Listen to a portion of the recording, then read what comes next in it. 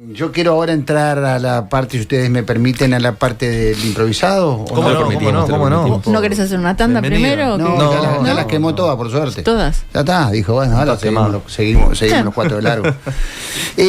Yo intitulé esto hoy, la debilidad de Delgado no es el diálogo, sino el proyecto. ¿Está? Y bueno, quiero fundamentar un poquito esto por algunas cosas que algunos datitos de la realidad que yo he estado percibiendo, ¿no? La apuesta principal de Delgado, antes del domingo pasado, en la que insistió mucho además, era justamente nosotros vamos a obtener la mayoría parlamentaria y el rumbo va a seguir. Bueno, eso no ocurrió. No. Entonces ahora viene naturalmente un cambio de estrategia del Partido Nacional para este mes que queda, ¿no? Para adaptarse a la nueva, digamos, arqueología política que queda después del domingo. Sí, igual sigue diciendo que somos el proyecto mayoritario, ¿no? Pero somos el proyecto político más votado. Bueno, sí, por eso mayoritario, ¿no? Eso obviamente no tiene, como vamos a ver ahora, ninguna traducción en materia institucional, en materia parlamentaria, que vaya si es importante para poder gobernar.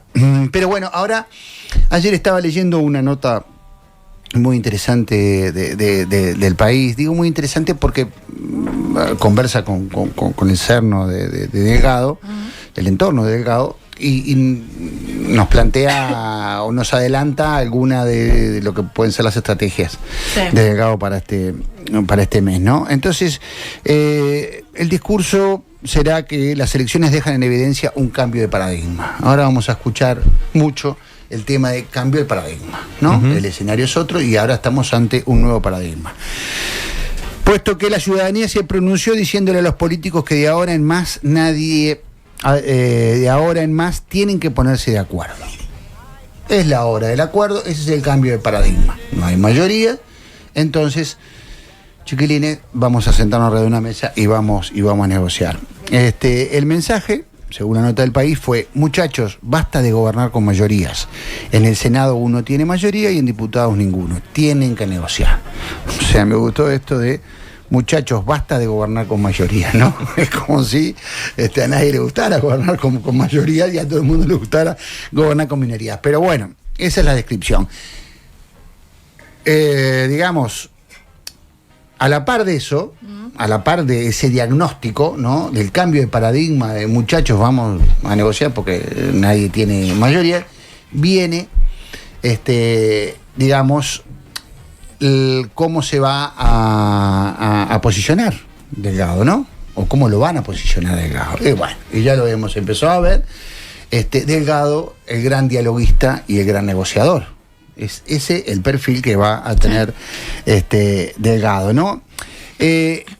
Para eso se pondrá sobre la mesa la trayectoria de Delgado escuchen, porque esto es interesante, en la militancia universitaria, en el claustro, en la CGU, la corriente gremial universitaria, que compite con la FEU, su papel como inspector general del trabajo en el gobierno de Jorge Valle, donde se mantuvo casi hasta el final del periodo pese al rompimiento de la coalición.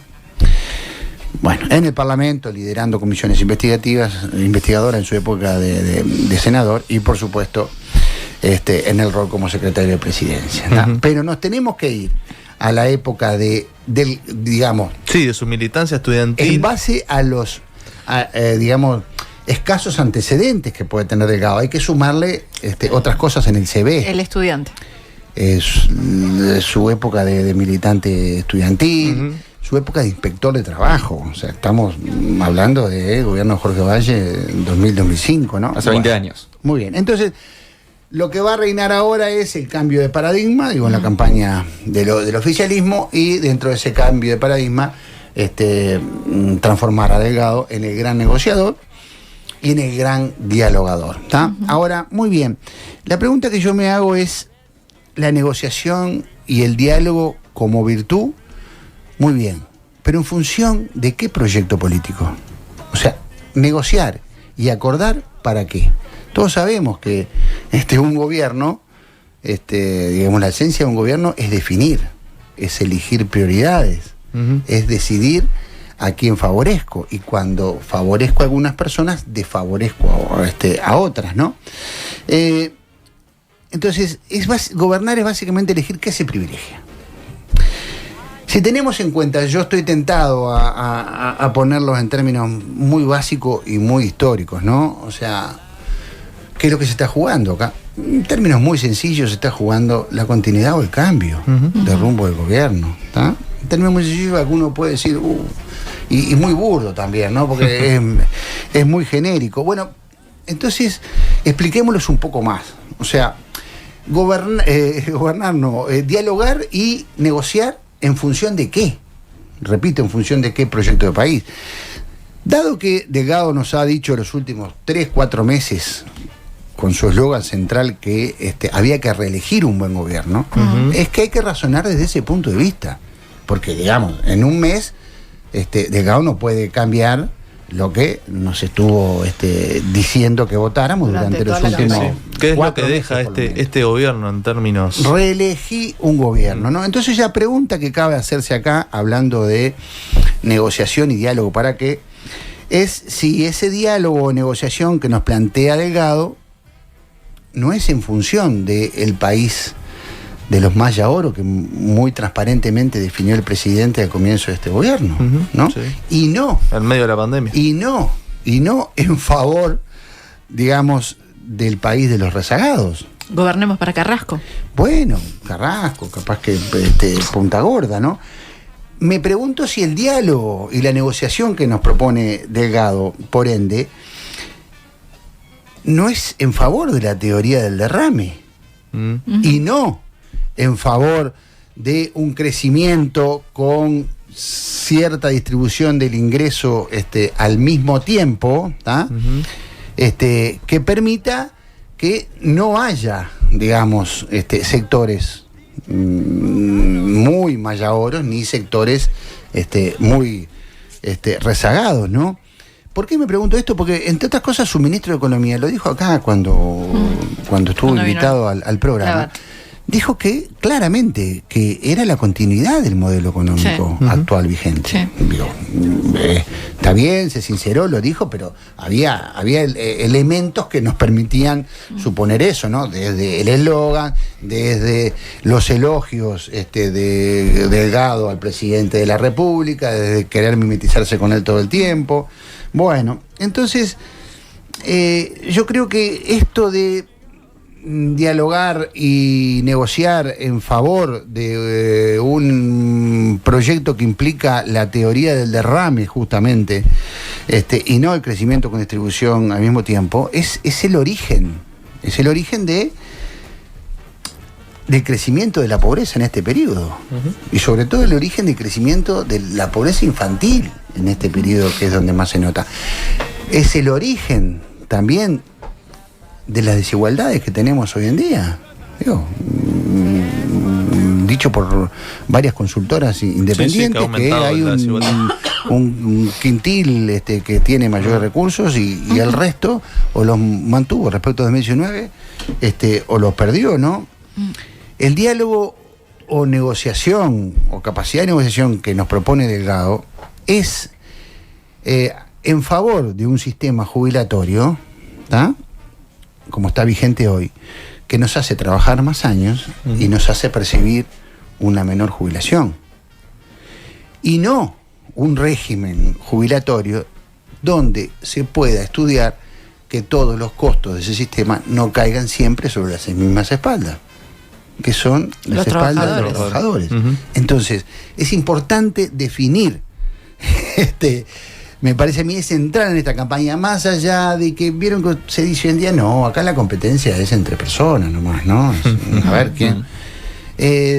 Yo creo que la competencia puede ser entre personas para esa pequeña porción de votos que le puede faltar a uno a otro, que estén mirando eso, pero no. Yo creo los indecisos, los que no fueron a votar. La batalla central me parece que sigue siendo, como fue en octubre, entre proyectos políticos. Hay uno claramente del proyecto político de la continuidad, porque se ha dicho así, está bien que se diga, que es el del Partido Nacional, y el otro que propone determinado cambio, que es el del Frente Amplio, ¿no?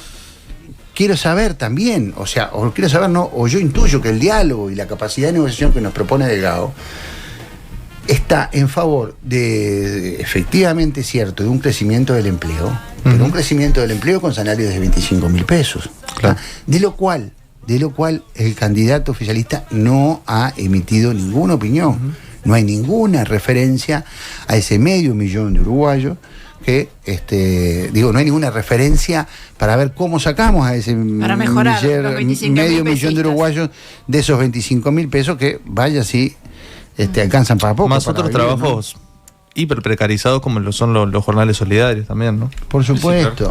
por supuesto. Que algunos ni llegan a 25.000 pesos. Pero además, jornales solidarios que aparte son el manotazo de abogado porque en realidad no tienen muy poco tiempo, son 15 jornales al mes, tenés que renovar si es que esto se renueva porque es una negociación continua de cada uno de los departamentos. Y que fue una buena política teniendo en cuenta la situación en la que estábamos en pandemia. Claro, el tema es el después de la pandemia, ¿no? Una vez que el crecimiento económico se dio con casi un poco más de un 4%, no se había dado en 2022, claro, si no me equivoco. Y claro, después ese crecimiento baja al punto tal de que estamos creciendo al 1%, como veníamos anteriormente. Además nos van a hacer mirar o poner el foco de nuevo en la capacidad de negociación y de diálogo del candidato Delgado. Que pese a tener las mayorías en este gobierno la tuvo muy complicada. Pero claro, y a eso voy a ir ahora, ¿no? Porque yo digo, ¿quién gobierna? ¿Un presidente o gobiernan elencos que ese presidente elige? Yo creo que los elencos son determinantes. Entonces, yo quiero ver si la capacidad de negociación y diálogo que nos propone Delgado, como nos invita a reelegir un buen gobierno, va a ser conformar elencos como los que tuvimos, por ejemplo, en el Ministerio del Interior, con un Heber y con un subsecretario, Maciel, que terminan echados, aún no sabemos por qué, ¿tá?, a raíz de las mentiras que se le hicieron al Parlamento, a raíz de el pasaporte recordado y mal habido a este muchacho que anda prófugo todavía, apellidado Marcet, y a raíz incluso de la participación en destrucción de documentos en el piso 11 de la Torre Ejecutiva. Delgado va a venir con elencos similares a los que hubo en Cancillería, por ejemplo, bajo la gestión de Bustillo, que también terminó como terminó. Me pregunto, ¿Delgado va a venir también con elencos, con su capacidad de negociar y dialogar, similares a los que tuvo Irene Moreira en el Ministerio de Vivienda? O sea, ojo porque tenemos que mirar todo el conjunto, ¿no? Y creo que... Y dialogar, negociar, está muy bien, pero repito, ¿en función de qué proyecto y con qué elencos? Los elencos no son menores, la capacidad de elegir equipos es determinante para el resultado de las políticas. Perdón, Lucas. Creo que más allá de que se le puso el foco previo a las elecciones, no se le ha puesto tanto el foco ahora también al rol importantísimo que va a tener Valeria Ripoll como eventual vicepresidenta. Bueno, claro, sí. Una Valeria Ripoll que ahora venía y el Eje me pasa un mensaje, me dice, mira esto que yo no tengo oportunidad la semana que viene porque estoy de licencia de meterlo. Me pasa una nota de Valeria Ripoll donde en plena campaña de balotaje, es Valeria hermoso, Ripoll es hermoso. Dice que su gran aspiración o su aspiración es la intendencia de Montevideo. O sea, el mensaje, en plena campaña de cara al balotaje. El mensaje que está dando a los militantes blancos, que es el partido mayoritario que más la tiene que remar de balotaje, es un poco delicado. Es un poco delicado. Máxime teniendo en cuenta también que ya tienen a sus candidatos también en el Partido Nacional y que ese mismo candidato fue el que trajo a Valeria Ripoll al Partido Nacional, que es justamente Martín Lema. Es insulto. Sí. Un tercer escalón que se me ocurrió pensar con respecto a esto de la buena capacidad de diálogo y de negociación de Delgado. Delgado fue el número 2 de la presidencia durante 4 años, no sé, renunció en diciembre del año pasado. 3 años y medio. Bueno, está bien. Bajo el mandato de Delgado en la Secretaría de Presidencia, la coalición de gobierno nunca pudo lograr, nunca en todo el periodo, las mayorías especiales necesarias para nombrar, entre otros, digamos, miembros del Tribunal de Cuentas, contencioso administrativo y sobre todo la Fiscalía. Sí, de la Corte Electoral también, que había un gran problema entre Cabildo Abierto y Partido Colorado. O sea, también hay que ver la capacidad de diálogo que se tuvo en el periodo anterior, porque todos tenemos una trayectoria, ¿no? Y todos tenemos trazabilidad y todos tenemos un archivo. Entonces, la verdad de la milanesa es que la coalición de gobierno, cuyo uno de sus principales integrantes como cabeza del Ejecutivo era Delgado, jamás pudo lograr acuerdos más allá de sus propias filas. Hay que preguntarse entonces cómo va a ser para lograrlo ahora en circunstancias mucho más desventajosas para el oficialismo. Pero además, esa capacidad de diálogo y de negociación que nos van a mostrar de Delgado, hay que ver cómo encaja con un discurso machacón de Delgado de hace muchos meses, que es el anti-Frente Amplismo. A ver. Anti-Frente Amplismo, Delgado. El Frente Amplio es mucho más radical, es mucho más irresponsable, carece de cortafuegos. Te puedo seguir. Sí, que está cooptado por el MPP y el Partido Comunista. por los radicales, que genera incertidumbre, que no da certezas, que bueno, ahí sí hay archivo en abundancia. Entonces, ¿cómo eso se enjuga ahora a partir de, en caso de que Delgado llegue a ser presidente, cuando con quien tiene que negociar y cogobernar en realidad en una situación insólita es con el Frente Amplio? O sea, con los ultrarradicales, los irresponsables, los que pusieron piedras en el zapato, los que no tienen cortafuegos, no tienen liderazgo. Y también es complejo, ¿no? Es recuerdo complejo. ahora cuando Álvaro Delgado fue a Argentina a decir que el Frente Amplio era la incertidumbre, ¿no? También ante empresarios argentinos. De afuera, claro, de afuera. O sea, en el exterior. Y hoy, bueno, hay que hacer de un Delgado el tipo dialoguista, negociador, contemporizador. O sea, es muy paciente, difícil instalar ese discurso con todos los antecedentes, ¿no? De todas formas, para mí, lo más trascendente es lo del principio, es gran negociador, gran articulador, gran dialoguista, pero en función de qué proyecto de país. Delgado nos dice, y ahí sí, yo creo que nos dijo en la Plaza Varela el otro día, el primer discurso, ¿no? Nos dijo, somos los únicos que podemos asegurarle gobernabilidad a Uruguay, porque no somos excluyentes. Y es exactamente al revés. Hoy son los únicos que no pueden asegurarle gobernabilidad al Uruguay. Si nos ponemos a ver el dato de la realidad del Parlamento, como que claro, los números mandan en este caso. Los números mandan, pero además, no tienen gobernabilidad, no pueden dar la gobernabilidad en el Senado. O sea que sí, que es una Cámara que decide más cosas que la Cámara de Diputados, tiene más preponderancia. Está, digamos, dicho en la Constitución de la República, o sea, para aprobar una venia, Delgado presidente tiene que pasar por el Frente Amplio.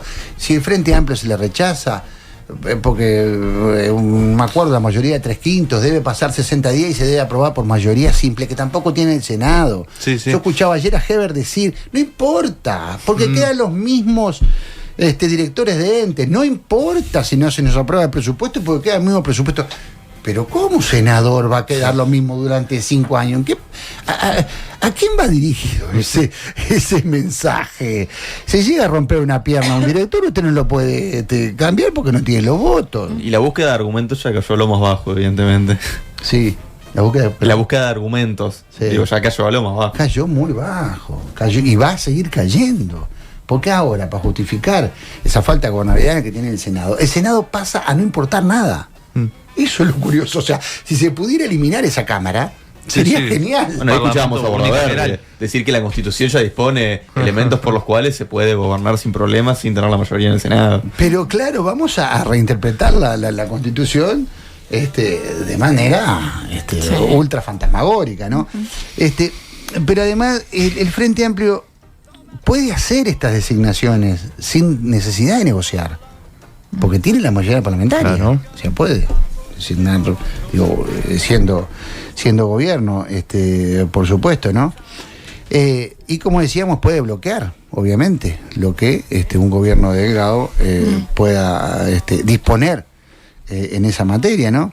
Además hay otro dato que me parece que no menor en esta nueva arqueología en que queda el Parlamento. Es que la coalición de gobiernos no se puede permitir, con el escenario de Delgado presidente, ni la más mínima fisura interna. No. Tienen que tener una disciplina, tiene que ser un bloque, homogeneidad. Como todos fedallines detrás de Delgado, cosa que ya sabemos que es muy imposible. Difícil ya con una interna compleja dentro del Partido Colorado. O sea, no se puede permitir una fuga, y aún así, en diputados le faltan 2 votos. Claro. Sí. O sea, aún con una disciplina férrea no lo arregla. O sea, yo entiendo que a veces, hay gente que dice, no, pero el discurso de la gobernabilidad no va a permear a esos votos que no creen en la política. Bueno, está bien, no permearán, pero después, ¿no? Del lunes 25, ahí sí va a empezar a importar cómo queden estas cosas, ¿no? En cambio, un gobierno de Frente Amplio, todos sabemos que necesitaría 2 votos en diputados para poder hacer la mayoría. Y ya lo han explicado incluso algunos politólogos, que esos 2 votos no son difíciles de conseguir en cualquiera de las fuerzas políticas, sea el Partido Nacional, sea el Partido Colorado, Cabildo Abierto. No hablo de Salles porque puede ser una cosa muy distinta. Capaz que es lo más complejo. ¿Por qué? Porque hay muchos diputados del interior, ¿no, verdad? A los cuales les sirve estar bien con el Ejecutivo, que es el que tiene la caja, ni más ni menos, como para poder quedar bien con la ciudadanía de su departamento, que fue para lo que se lo eligió. Entonces hay enormes instancias, o puede haber enormes instancias de negociación para conseguir esos 2 votos, según los proyectos, ¿no? Y me quedé pensando en esto de lo monolítico que tiene que ser la coalición con un Delgado presidente, ¿tá? Para disciplinar esos 48 votos, y aún le faltan 2. Lo dificultoso que sería con declaraciones y episodios que vemos hoy en día. O sea, ayer, por ejemplo, en un talante, ese sí, mucho más dialoguista, porque se supone que fue para lo que vino, según sus propias declaraciones, Bordaberry, te plantea cómo nos vamos a privar de un Jorge Díaz, del ex fiscal de Corte, por ejemplo, para la Secretaría Antilavado, claro, para la Senaclaf, todo. Y se puso a disposición también, ¿no? En caso de que gane el Frente Amplio. Se puso a disposición también, cosa no menor, ¿no? Bueno, si mi nombre es Solución para el Diálogo, hay que destrabar alguna negociación. Yo puedo estar porque, soy este nuevo Bordaberry, ¿no? O sea, el que busca el gran negociador. El que busca esto. Estuve 5 años fuera y mira cómo vengo. Ahí está. Y la verdad que, digamos, su discurso inicial, de para qué vino, coincidió un poco con el escenario político, ¿no? Pero tenemos que Schifani, que acaba de renovar la banca de diputados, le tuitea a Bordaberry, ¿no? A Jorge Díaz ni un vaso de agua. Esto por el caso Adrián Peña. Exacto. Por un lado, que tuvo que renunciar por haber en su momento mentido, ¿no? Sobre la licenciatura que había hecho ante Presidencia, que tuvo que renunciar al Ministerio de Ambiente. Y ante el Parlamento durante años también. Claro. Jorge Díaz también había sido el abogado de Carolina H., la ex vicecanciller. Allí... la interna colorada. La interna, pero a mí, más allá de Jorge Díaz, que en este episodio es un extra, porque lo pone su nombre ahí, más allá de Jorge Díaz, o sea, lo que revela esto es el nivel, digamos, de asperezas que hay en un mes donde deberían estar todos unidos en bloque, absolutamente alineados. Me llamó la atención también esto, que a 48 horas de la elección, salieron Pablo Mieres al cruce con el propio Andrés Ojeda. En la misma semana tuvimos ese cruce, ¿no?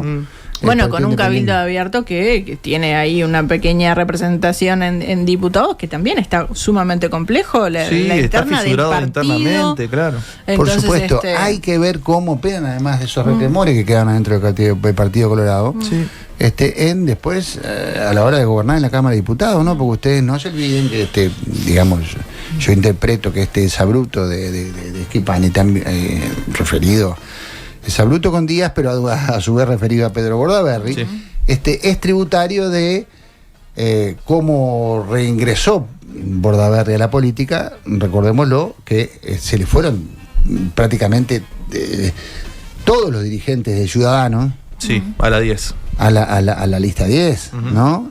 Bueno, y ahí quedaron enconos, quedaron cuitas pendientes que están aflorando en un momento donde las buenas prácticas políticas dirían que no deben aflorar, pero hay que ver cómo se traduce eso en el Parlamento. O sea, en un gobierno de Orsi, evidentemente, digamos que esas diferencias en el Partido Colorado permiten perfectamente conseguir un par de voluntades. Mirate este tuit del suplente de Schifani que va a estar en la próxima legislatura, que estuvo en esta también.